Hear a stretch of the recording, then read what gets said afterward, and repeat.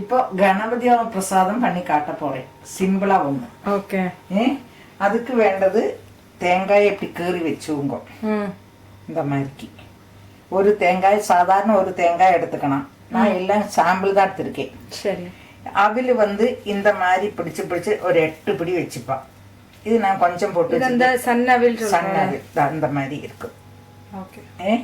அதே மாதிரி நெல் பொரி இருக்கு இல்லையா, அது அதே மாதிரி எடுத்துவோங்க. கொஞ்சம் எள்ள வறுத்து வச்சுங்க. வெறும் செஞ்சுட்டுல போட்டு நெய்யொன்னும் விடாக்கி வறுத்து வச்சுக்கிறது. நெய்யப்பம் கொழக்கட்டை. இது வந்து கரும்பு. கிடைச்சா போடணும், கிடைக்கலன்னா அதை பத்தி கவலைப்பட்டா போடண்டா. பழம் நறுக்கி வச்சுவோங்க. ஆமா. என்ன பழம்? என்ன நல்ல நல்ல பழம் வாங்கினா, மதுரம் உள்ள பழம் வாங்கினா நல்லா இருக்கும். ஆமா, அதுதான் ட்ரெடிஷனலா அதான் போடுவா. ஏலக்காய் பொடி வச்சுவோங்க. இது வந்து வெல்லம், ஒரு 1/2 கிளாஸ் வெல்லம், நெய், தேன், இது எல்லாத்தையும் விட்டு ஒரு பாத்திரத்துல போட்டு நீங்க கலக்கினா அது ஒரு கணபதியம் பிரசாதம் ஆச்சு. இது இப்ப நான் கொஞ்சம் பாகு வச்சு காட்டுறேன். சரி. இந்த வெள்ளத்தை நான் பாகு ஆக்கிட்டு உங்களுக்கு காட்டுறேன். நான் பாகு எப்படி எடுக்கணும் சொல்லியிருக்கேனே. அரிச்சு வெள்ளத்தை அரிச்சு கட்டி பாக ஆக்கிக்கணும்.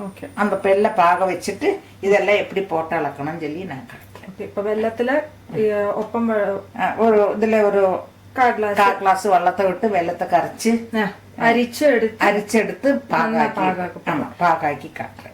இந்த எள்ளு வறுத்து வச்சிருக்கல, வெறும் வானில போட்டு படபடான்னு வெடிக்கும். அது வெடிச்சதும் அந்த எள்ளை எடுத்து வச்சுட்டு விடணும். இந்த வறுத்த வாசனை வரணும்.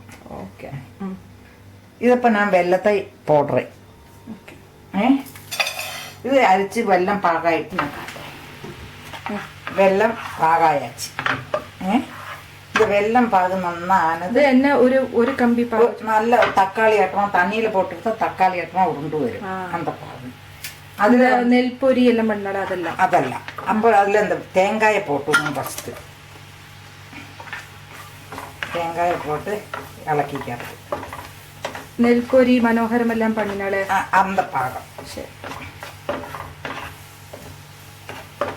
இப்போ கேஸ் அணைச்சு விடுறேன். அது தனியா ஆயிக்கும். இது இந்த மாதிரி இலக்கிட்டு பாக்கி எல்லாத்தையும் போட்டுவோங்க. கரும்பு, இந்த எள்ளு, பொரி, அவிடு எல்லாத்தையும் போட்டுக்க வேண்டியது. இது நான் சொல்றது இப்போ கொஞ்சம் குவான்டிட்டி தான் உங்களுக்கு காட்டியிருக்கேன். இது எத்தனை வேணும்னுള്ളത് வாத்தியார் சொல்லுவா. இது 8 பிடியாக்கும் கணக்கு பிள்ளையாருக்கு எல்லாம். அதனால எள்ளு 8 போடாங்க. எள்ளு கொஞ்சம் தான். இது இந்த மாதிரி இலக்கிட்டு இந்த பழத்தையும் இந்த நெய்யப்பத்தை எல்லாம் இப்படி கட் பண்ணி போட்டுவோங்க. இந்த மோதக நெய்யப்பம் இதுலயே எல்லாத்தையும் போட்டுலாம். பழம், தேன், இந்த ஏலக்காய் பொடி எல்லா சாதனம் எடுத்து வச்சிருக்கேன் இல்லையா, அது எல்லாத்தையும் போட்டுக்கலாம். இந்த நெய்யப்பம் மோதக கொழுக்கட்டைக்கும் கணக்கு இருக்கும். எத்தனை போடணும்? 8 அது 21 பண்ணுவா. 8 இதுல போட்டுட்டு பாக்கி உள்ளத நைவேத்தியத்துக்கு வச்சுப்பா. இது ஆபூதி பண்றதுக்கு. இதுல வந்து இது எத்தனை பண்ணி இருக்கோமோ அதனோடு 3ல் 1 பங்கை ஆபூதி பண்ணுவா. ஹோமத்துல போடுவா. 1 பங்கு நைவேத்தியத்துக்கு வச்சுவா. பின்ன அந்த கொழக்கட்டை, பழம் இதெல்லாம் நம்ம வச்சிருப்போமே அதையும் நைவேத்தியத்துக்கு வச்சுப்பா. எல்லாத்தையுமே கடைசியில தீபாரண கட்டத்துக்கு முன்னால நைவேத்தியம் பண்ணுவோம். இப்போ பழம் போட்டேன். இப்போ பழம் போட்டேன். இப்போ ஏலக்காய் பொடி போடுறேன்.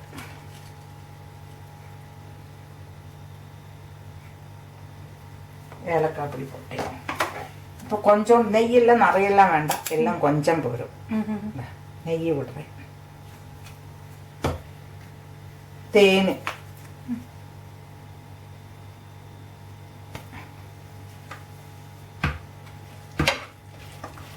இது இப்படியும் பண்ணுவா. இல்லை எல்லாத்தையும் போட்டு வெள்ளத்தையும் பொடிச்சு போட்டு எல்லாத்தையும் ஒன்னிச்சு இலக்கியும் வைப்பா. இந்த மாதிரி 2 வாசியும் பண்ணுவா.